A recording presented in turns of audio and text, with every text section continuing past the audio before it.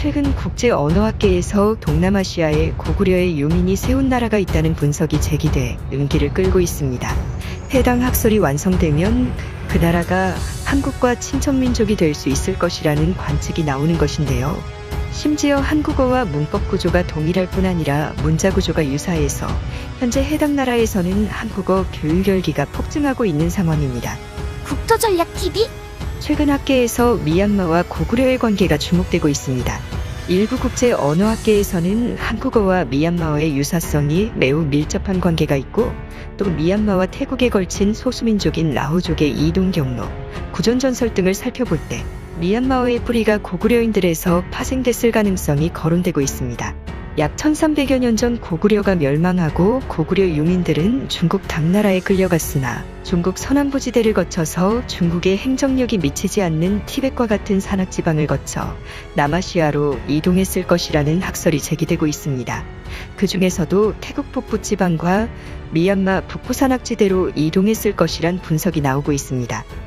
실제로 해당 루트를 따라서 한국어와 언어적 유사성이 있는 지역이며 한국과 복식 문화나 각종 식생활이 유사하다는 점에서 고구려 유민의 이동 루트 혹은 더 거슬러 올라가 고조선의 유민일 가능성이 있을 것이라는 국제 언어학자들의 분석이 제기되고 있는 것입니다.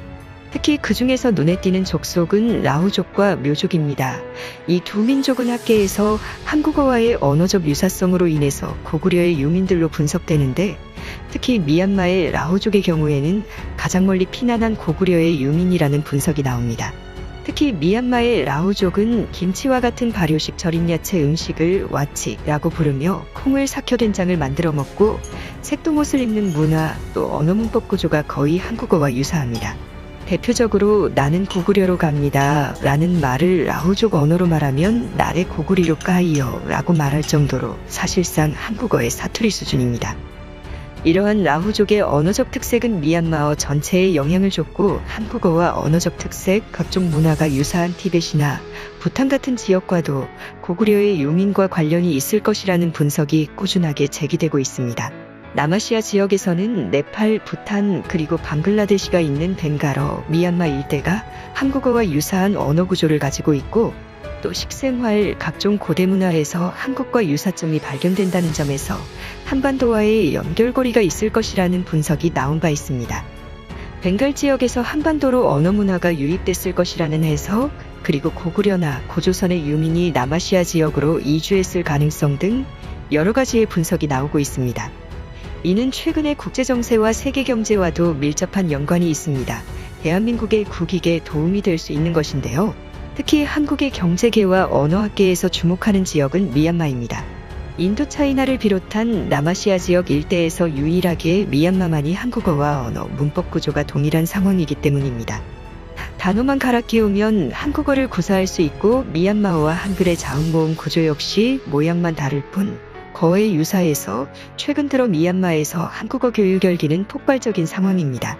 글로벌 언어학습 매체 듀오링고의 조사에 의하면 2021년 기준 각 나라에서 가장 많이 배우는 외국어를 조사한 결과 한국어는 몽골, 부탄에서 1위를 차지했고, 미얀마의 경우에는 일본어가 1위를 차지했지만 2021년 이후 한국어가 급속하게 따라붙고 있다는 연구 결과를 내놓았습니다.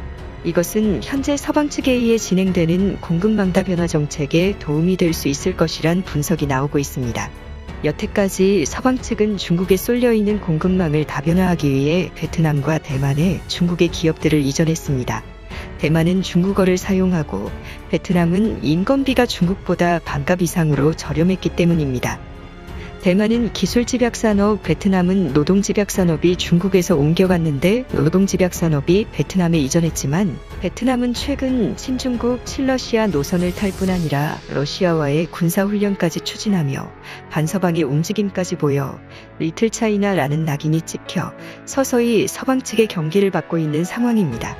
이에 서방의 주요 글로벌 기업들은 베트남에 집중 투자했던 노동집약산업체들을 중국 베트남이 아닌 제3국으로 옮기기 위한 장소를 물색 중인 상황입니다. 태국과 필리핀이 새롭게 거론되고 있으나 태국과 필리핀에 투자하기에는 이미 소득 수준이 중국 수준으로 올라온 상황이어서 마지막 남은 나라는 미얀마뿐인 상황입니다.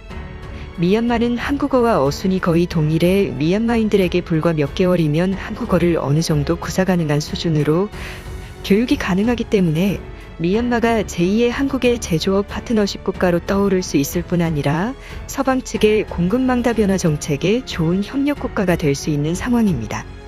중국의 노동집약산업을 미얀마로 대거 이전하고 베트남에 있는 노동집약산업을 미얀마로 옮길 수 있습니다. 대표적으로 신발 제조, 섬유, 봉제 등의 산업들이 있는데 여기에 미얀마인들이 한국어를 손쉽게 구사하게 된다면 IT 산업의 발전, 텔레마케팅 등 한국에 도움이 될 수 있는 경제산업 발전이 이뤄질 수 있습니다. 인도는 원래 영어를 사용하는 국가가 아니었으나 근대 이후 영어가 공용어가 된 이후 미국이나 영국의 24시간 전화상담 서비스가 가능한 텔레마케팅 시스템을 구축했고 IT 산업 발전이 이뤄졌습니다. 미얀마가 한국에게 이러한 협력국이 될 수 있는 상황입니다.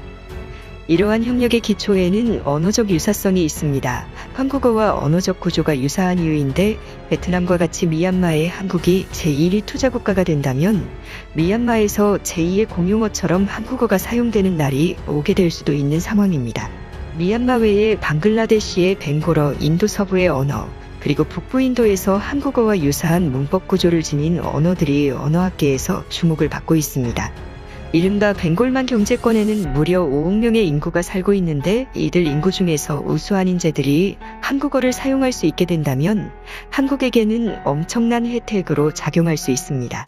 인도를 비롯한 남아시아에서는 꾸준하게 IT 천재, 수학자들이 배출되고 있고 오늘날 미국의 빅테크들의 주요 임원들 중에는 꼭 인도 사람들이 껴있는 상황입니다.